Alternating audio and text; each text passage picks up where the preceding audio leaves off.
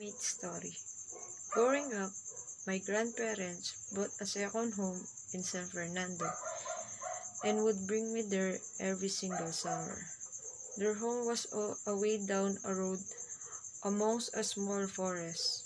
I would spend a lot of time up there following my grandfather around while he did yard work. We would collect cool-looking rocks and refill the humming bird feeder. Almost every afternoon, we would drive down to the swimming and take a swim. I would rummage around in the yard by myself, sometimes to look for interesting rocks. I always felt very at peace at my grandparents' home. It was quiet and full of interesting natural things. My reflection about environmental issues and climate change is a big environment problem that humanity will face over the next decade, but is it not the only one?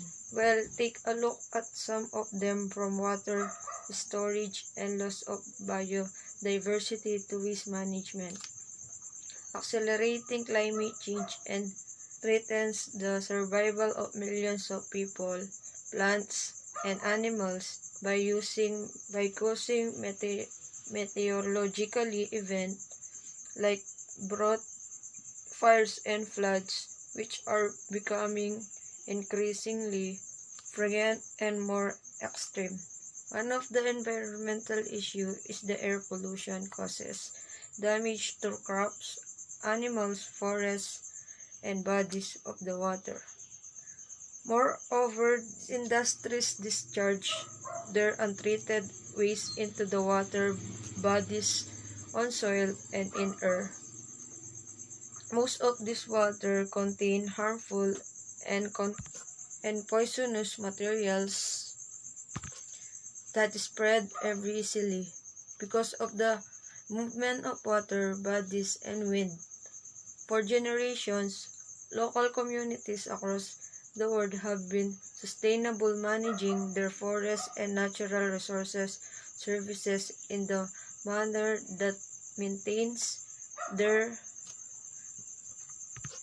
livelihoods, promotes biodiversity, and minimize the destruction of the natural world.